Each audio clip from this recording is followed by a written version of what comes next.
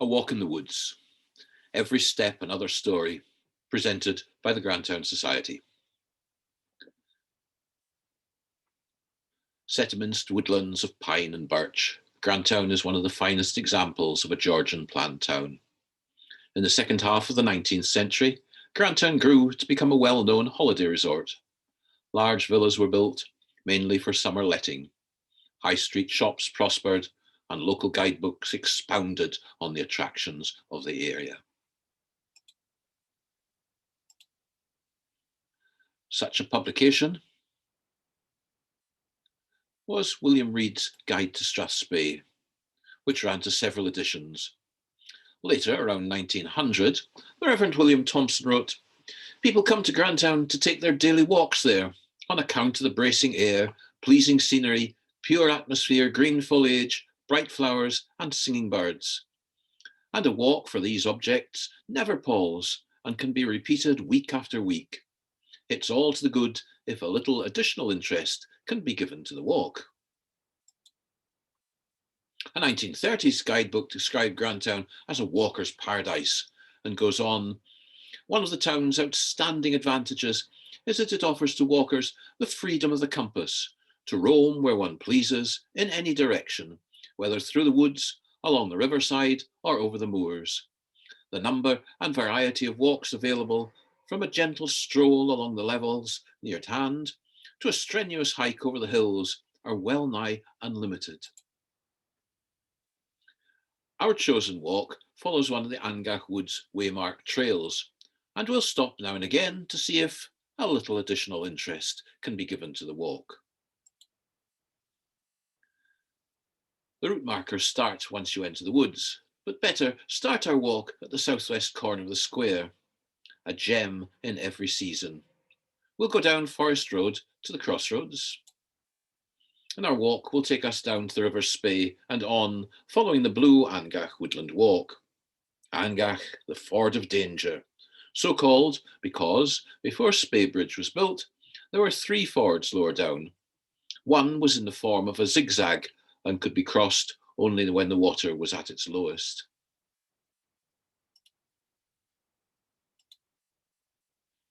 The little building on the corner, half its original size, was once the workshop of Beelan Piper. It has been a laundry, a temporary school classroom, and a garage. It was also once a volunteers' drill hall. In this building was stored for many years a treasure trove of Grantown's history. Within the security of a window recess were some 150 glass negatives, some dating back to the 1860s, from the camera of Alexander Urquhart, Grantown's earliest photographer. The garage is in the grounds of the guest house on Woodside Avenue, Garden Park, originally built for summer letting.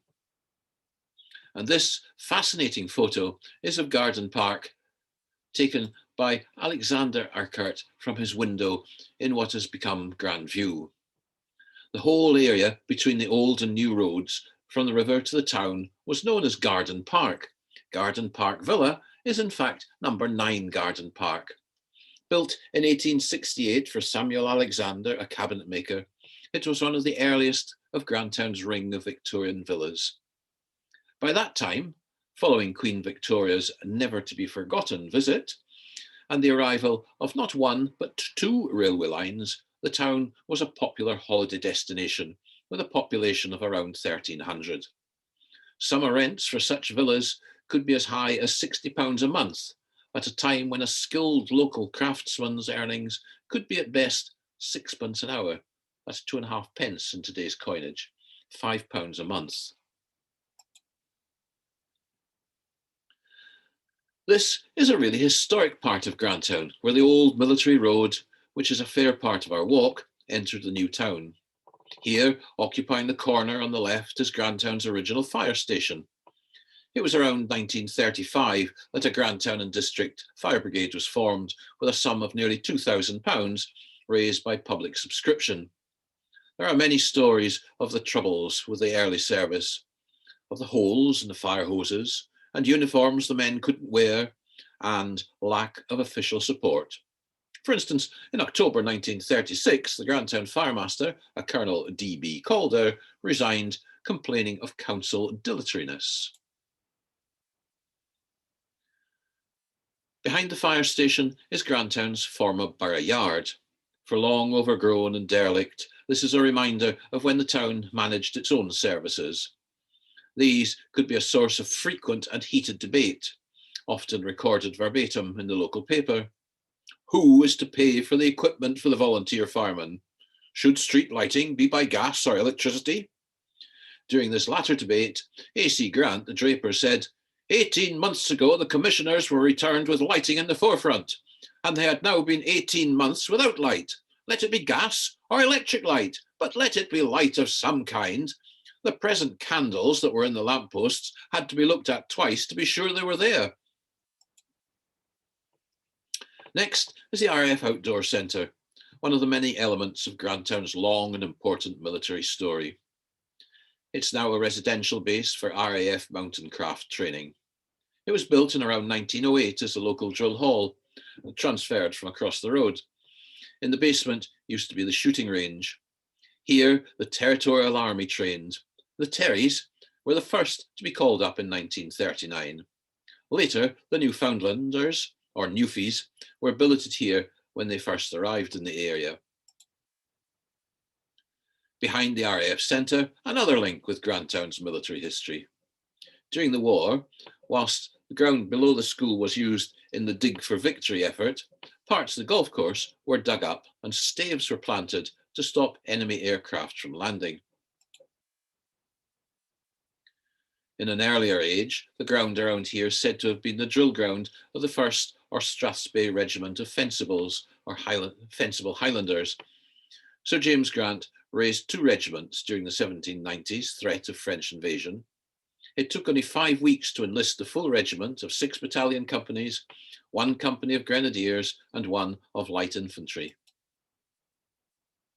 Next Victorian villa, Achnacoil, number 10 Garden Park, built in 1883 for Duncan Burgess of Christ's College, Cambridge, and sold in 1899 for £1,200 after a failed attempt to buy the next few.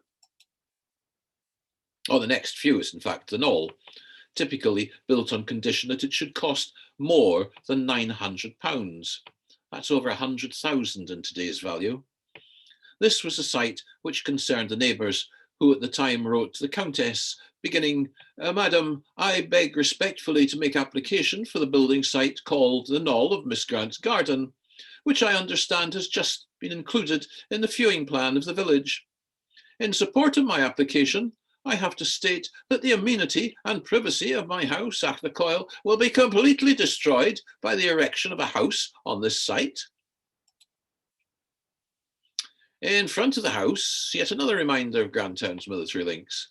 Here, I think, is Grandtown's only air raid shelter. Apparently, people living in the Knoll at one time had a daughter in South Africa, one who wanted to come home. Because she'd heard of all the bombings in Britain, she wouldn't return until she had an air raid shelter.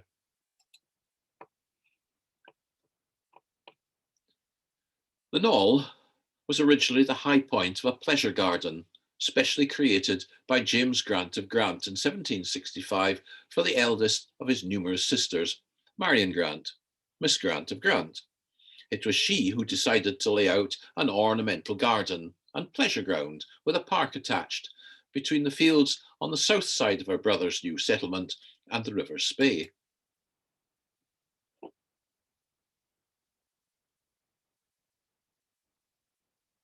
The garden and park were intended to provide a pleasure ground along whose paths Miss Grant and her friends could stroll. A summer house was built on the Knoll where they could take tea, and seats were placed at the southwestern corner of the garden. Amongst the flower beds and shrubberies were 3 patches of vegetables. Plans by Alexander and George Taylor further show a pleasure walk extending southwards toward the corner nearest the mouth of the Killintraw Burn. Near the centre of the park stood the cottage of Hugh MacLeod, the garden and park's first keeper. The northern edge was bounded by a 6-foot high turf or field topped stone dyke built by James Dollis in the spring and summer of 1766.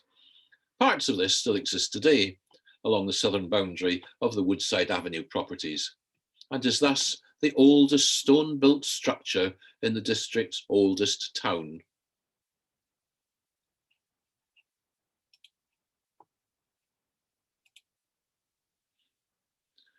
As we continue down the road, some traces of the garden's plantations can be seen.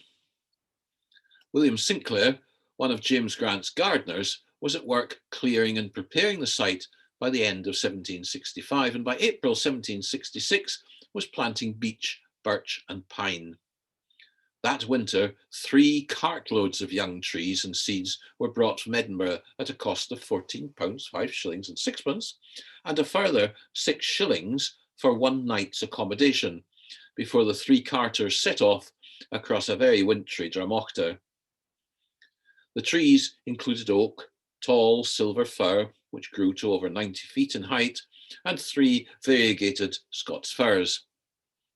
Despite the huge costs and the thousands of man-hours expended on the project, Miss Grant fell victim to a common 18th century complaint. By the 1780s, accounts show that her alcoholism was being catered for at Coolnakyle with whiskey and gin by the pint rather than tea. The tea house and garden became neglected, and in 1784, the Earl of Fife, on passing it, commented on its neglected state in a letter to Lady Jane Grant. Later that year, the garden was entrusted to John Cumming, last of the Laird's Pipers. Throughout the woods, there are many tracks and trails. Victorian and Edwardian visitors delighted in the freedom to walk through the woods long before today's right to roam legislation. There was a time, though, when the woods were closed one day of the year, normally New Year's Day, to prevent walks becoming recognised rights of way. Our way, we are accompanied by the Angachada, containing some wonderful and inspirational artwork, a Grantown Rocks initiative in response to the pandemic, stretching far along the track.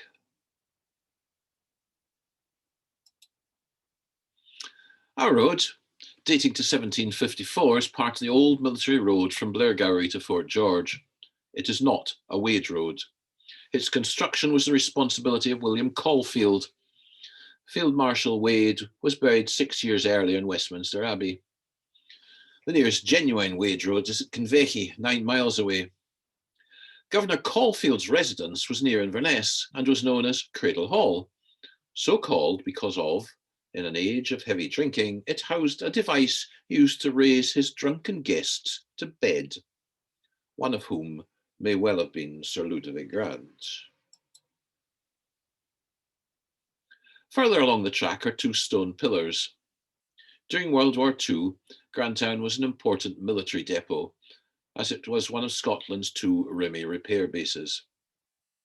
Checkpoints were installed on both the old and new roads, as well as opposite the Craig Lynn. The 2 stone pillars on the old road held a barrier, which was manned day and night. Apparently, army vehicles used the old road as it was screened from the air by the trees, and several troops indeed camped in the woods. Only a little further, our road goes down a moderately steep slope. It was the steepness of this hill which caused the new road, now the main entrance to the town from the river, to be constructed with a more gentle gradient. An interesting feature, still visible beside the new road, the A939 into Grantown, is the Stonebreaker's Yard opposite Elm Grove. The road was again built by soldiers, this time those discharged after Waterloo. Many lodged in the town. Caulfield's Road was used until 1810, when George Brown chose the easier access to the town through Miss Grant's garden. At the foot of this steep hill, and just before the next rise, is the Dowager Countess Carriage Road. Caroline, Countess of Seafield, became widowed when John Charles Overley Grant, the 7th Earl, died in 1881. He was succeeded by his son, Ian Charles, who sadly died merely 3 years later, aged 32. Both were buried in the mausoleum at Duthel Parish Church. During her period of mourning, a carriage drive was created for Lady Caroline in 1884 through the woods from the castle, thus avoiding the town. Our route is now marked only by red and blue markers, but still we are in the land of myth and magic. Here is the recently named Fairy Tree. Near here is Beltane Bannock Bray. Traditionally, the young of Strathspey celebrated on the 1st of May, Old Style, the Celtic festival of Beltane, Baal fire, and the return of warm sunshine. Bannocks were baked, and on one side was a cross. The children went out at noon to a steep height and rolled the bannocks 3 times. If it landed cross uppermost, that was a good sign. Wrong side up, bad. Even, some said, death within a year. There are local fables well worth seeking out, such as those of fairies and their haunts, of wizards and kelpies, and the legendary White Horse of Spey. And so to the Spey and the 1931 New Spey Bridge, once the longest single-arch concrete bridge in the country. During the war, there was a pillbox here overlooking the river by the quarry, and that area was cordoned off with great loops of barbed wire. Overlooking the bridge, too, at the foot of the new road, a pole once stood, perhaps around 1870 or 1880. Its purpose is unknown, but the area is still sometimes referred to as the Pole. One formerly recognised walk, now not marked, was Ladies' Walk, which ran through Miss Grant's garden towards the mouth of the Killintraw Burn.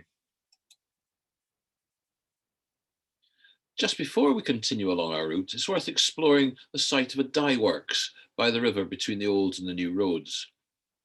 On the bank of the river is an empty channel, the lade for the dye works, until it was stopped by Factor, Old Congash.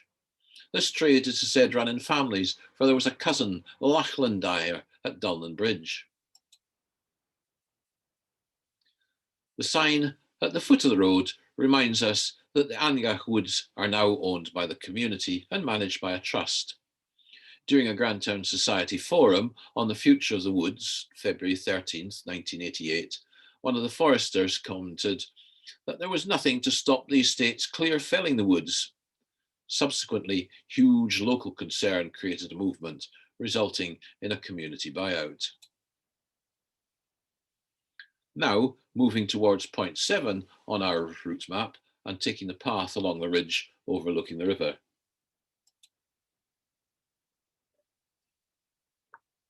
The track on the left has been designated as the Horse's Path. The southern stretches of these woodlands are bounded by birch, grassland, and the River Spey. Lady Spey, described as a wanton woman who cannot stay in her own bed. Grantown lies at the midpoint of the 100-mile course of the Spey, Scotland's fastest flowing river, for long both a barrier and a highway. There's a lovely Cockney music hall song which includes in the chorus, "With a ladder and some glasses, you could see the Hackney Marshes if it wasn't for the houses in between." Well, from here you could see the Cromdale Hills and the River Spey and the Old Bridge, if it wasn't for the trousers, the trees that's in between. The Old Spey Bridge, linking up the military road, was constructed in 1754 by John Scott, a Perthshire-born mason.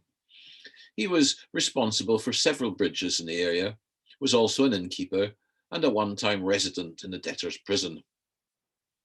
The bridge was positioned here because of the rock on the right bank. In September 1768, the worst flood of the 18th century caused severe damage to the central arch. Scott was called in immediately to effect a repair, and men toiled in the icy waters into December that year, sometimes at night by torchlight. The final cost included £5, 14 and 5 pence for bread, beer and whiskey. The bridge again had to be rescued after the Great Murray floods of 1829. An earlier Telford blunder omitted a flood arch whilst lessening the approach gradient. The flood virtually destroyed the Grantown end. Sorry. Joseph Mitchell made the repairs on this occasion, and the bridge survived more or less intact until 1929, when it was first closed to traffic. Today, again, the bridge, now a listed building and an iconic Straths Bay landmark, is again in need of significant repairs. Half the bridge nearest Grantown is now owned by the Highland Council. The southern end has no owner.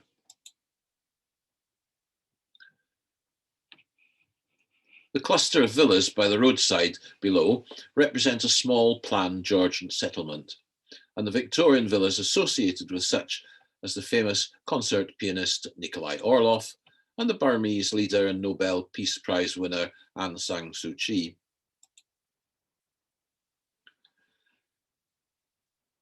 Speybridge is one of several minor planned settlements in the area. Some have merged into other bigger settlements: Woodlands Crescent, Skye of Kerr, Lynn MacGregor, and Speybridge. The latter was developed along with a small number of improvement lots lined off in 1796. We read in a letter from the factor to Sir James Grant, "I yesterday met Mr. Carmichael at the bridge of Spey, where we lined off the ground you pointed out for William Buey. We likewise made a list of the improvable ground along the road on the east side into 3 lots as you directed." Continuing on our way, the fragrance of birch and pine might be noticeable, especially after rain. The eminent natural science preacher, Dr. Macmillan of Greenock, said that pine woods under sunshine exhale ozone, ideal for throat ailments, thus making Grantown the sanatorium of the British Isles. Look out too for the many different flowers, each according to its own season, and in late summer and autumn a variety of toadstools, many of which, though not all, are inedible. Blaeberries can be picked in the summer, and red squirrels pick the seeds from the pine cones, the remnants of which can be found on the path. There is variety of landscape too. While some areas were once covered by native pine woods, much was rough and boggy heathland. Walter Scott summed it up in the Lay of the Last Minstrel as "land of brown heath and shaggy wood, land of the mountain and the flood." We continue on this path, following the left-hand fork, joining the path from Easter and Wester Angach, and go down a stony and quite steep little hill.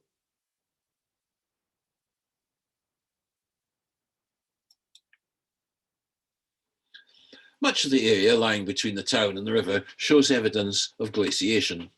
The hills, humps and hollows are largely gravelly moraine, deposits of a rather ill-assorted mixture of sand and gravel, rubble left behind as the massive ice sheets melted. The more hilly parts were clothed with the ancient Caledonian pine woods, which thrived on the sandy soils. Some parts were considered wasteland and moss. At the foot of the hill, we rejoin briefly the green route here, part of the 1884 carriage road. In front of us is the site of Angach Loch. The loch is marked on old maps. The road from the bridge over the Spey into Grantown wound its way around the western edges of the loch. Now it is overgrown and described as the Angach Moss.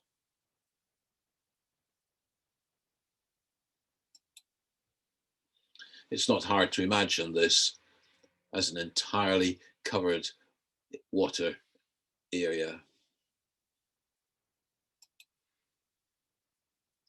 In summer, the moss is clothed in a mass of bog cotton, otherwise known as cotton grass, though neither cotton nor grass, but a sedge. In the past, the seed heads have been used as a substitute for feathers in pillows and wicks for candles. The fibres were used for dressing the wounds of soldiers injured in World War I. The soft, spongy moss is sphagnum, mildly antiseptic with many uses such as dressings for wounds and women's periods, as well as the forerunner of the disposable nappy. During 1914-18 war, local school children gathered it for field dressings. The area is fenced off for fire pits, providing an ample and ready supply of water in case of fire, which is always a serious threat. Whilst there are some descendants of the old Caledonian pine woods, most of this area was planted in the late 18th and early 19th centuries. The Grant family, by far the largest tree planters in Great Britain. Francis William, son of Sir James, for example, had by the middle of the 19th century planted over 31 million trees. Amongst the significant and specimen trees in the woods, many of which have now lost their history, such as Peter Porter's tree, there is one which is best known of all. On the track from the curling pond, skirting the Angach Moss, is an old Scots fir tree, locally known as the hangman's tree. This venerable tree may be a remnant of an earlier Caledonian wood, yet is not old enough to have been around when hanging criminals locally by the Baron Baileys was allowed. It suggested that its gnarled shape made it useless for timber and thus survived. On the right, there's a path which is indeed the continuation of the Countess's carriage road. It's waymarked and our blue route. For a short way back to the start, continue along instead of the main track. Of the many paths and tracks, the smallest may be the trails of roe deer, which one might be lucky enough to see moving silently and gracefully through the wood. The deer, though popular with wildlife enthusiasts, may be much less so with local gardeners. Robins, wrens, chaffinches are plentiful, along with many other species, including, for the patient and the fortunate observer, capercaillie and crossbills. The Grant Arms Hotel, Birdwatching and Wildlife Club describe the area as the country's birdwatching capital. We continue along the edge of the moss to join the Speyside Way. The Woods Trust has carried out the creation of paths and clearing of non-Indigenous species. Beech and birch, rowan, aspen, ash, alder, juniper, willow, and various firs and pines can all be found.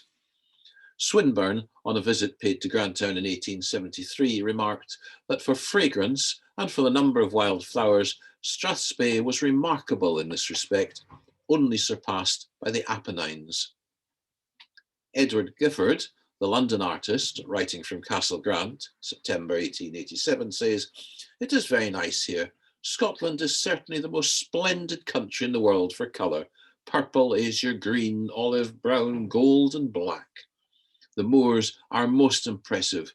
And oh, the leisure for writing and thinking after the last months in London." Millais, it is said, compared Scotland to a pebble. It needs to rain to bring out the colour. The next junction is where the track meets up with the Speyside Way. This is one of the country's more famous long-distance walks, opened in 1981, running almost the full length of the Spey, and extended both to Tomintoul and eastwards along the coast to Buckie. At Grantown it links to with the Dava Way. To the right is another marshy piece of ground, again formerly a loch. Loch of the Pike, lying where the larger mossy area Lagdan Currach, the Sheep Hollow. There's much to be learned of the countryside and its history and culture from the old Gaelic names. Beyond were the mosses where peat was dug. There are references to old names of mosses and fields, gates and bridges. The Factor's Bridge, near the golf course, named from being near the moss where the factor who resided in Heathfield got his peats. Graham's Gate, named from a grieve at the home farm. Gardner's Peat Moss, where there was a mineral well. Peats and firewood were for long the principal fuel of rich and poor alike. Each East End tenementer, or householder, had a lair in the Angach moss and could take home as many sticks from the woods as he could carry. Peats were cast from the Angach mossy until a major fire in 1874, and then the peat moss was closed to all tenementers. 100 years ago, you could get a good-sized tree from the wood for £0.50, and a load of peats from Ballyward or Glascoyle, or even Abernethy for a similar amount, whilst a ton of Scotch coals would cost at least £1. Just after crossing a small burn, the track continues through a gate and across the Grantown Golf Course. The golfing story formally began on Tuesday, 8th of April, 1890, when a meeting of gentlemen interested in the formation of a golf club was held. The original 9-hole course was laid out for a fee of £4 10 by A.C. Brown, professional, and later extended with plans by Willie Park and later James Braid. Since 1890, as well, there's been a ladies' section, originally with its own course. Grantown's most famous player was Bobby Cruikshank, who reached the final playoff in 1923 of the US Open. Rather than crossing the course, take the little winding path to the left. After a short hill and a couple of tiny burns, the path opens out into a wide open space. This is the former municipal dump, where the town's rubbish was buried and where locals had access to deposit their waste and unofficially discover hidden treasures to take away. Now showing good signs of recovery through natural regeneration of the woods. Just to the right was the Dyer's house and dam. Grantown was founded as a manufacturing town in the 18th century, and then woolen manufactory. It would have been dyed here as well as down by the river. Little now remains to show the exact positions, but east of the curling pond may still be seen the stones marking the wall of an old house, a dye works, the place having once been a dyer's dam. The most notable of the Dyers was one Jamie Dyer. He lived in what became known as Dyer's Close, the pend on the south side of the High Street, beside what is now a takeaway. Jamie Dyer was an outstanding personality. He opened his shop in the High Street and was very successful. He was a keen and successful angler and sold rods and tackles of all kinds. He was married twice, and by his first wife he had 3 sons. Brilliant men they afterwards were, and a daughter. When in his 70s, he again married a comparatively young woman who gave him 2 more sons. Mr. Duncan, the chemist over the road, told how Jamie marched in one day and said, "Mr. Duncan, I am celebrating my 80th birthday, and this morning my wife presented me with a young son. I then went down to the river and took home a 20-pound salmon. Do you know anyone who can beat that?"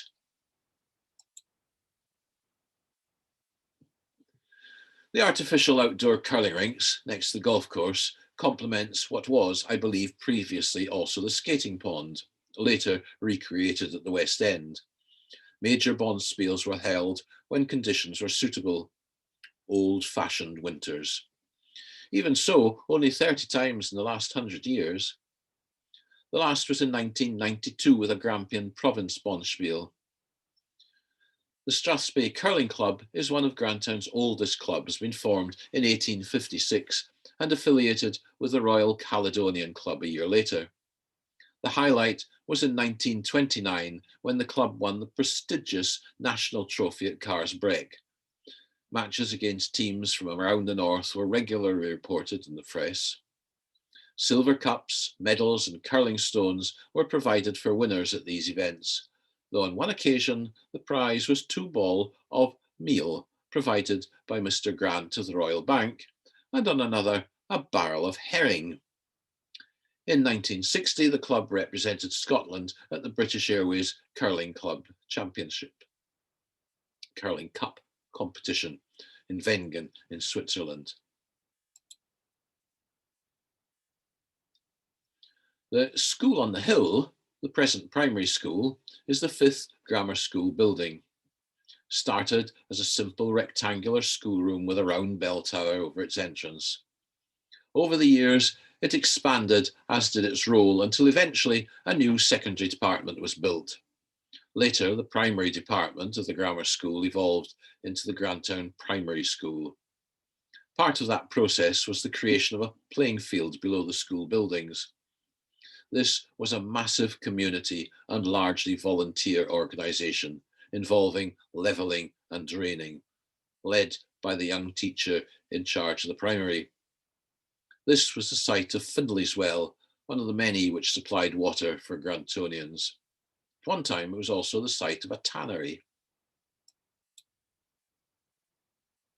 Just before leaving the woods, you might spot this singular carving. And so, back past the golf course,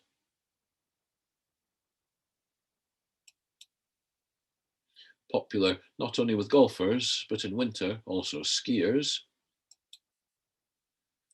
On our right, the primary school, just visible in this photo through the trees. And so, back to Grantown Square and its historic High Street.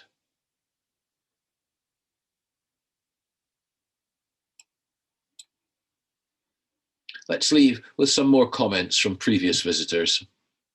Here's Jowett at Grantham already, and Herbert Spencer is soon to follow. I have every reason to accept the report of Strathspey as the sanatorium of the British Isles. I know no more attractive mountain resting place. Literally, it is in the hollow of the hills, and from its window can be seen a skyline of great distinction and beauty. I most heartily wish Grantown and its pleasant people every success in their loyal efforts to maintain the charming attractions of a Highland resort, which to my mind is one of the most beautiful places in the world.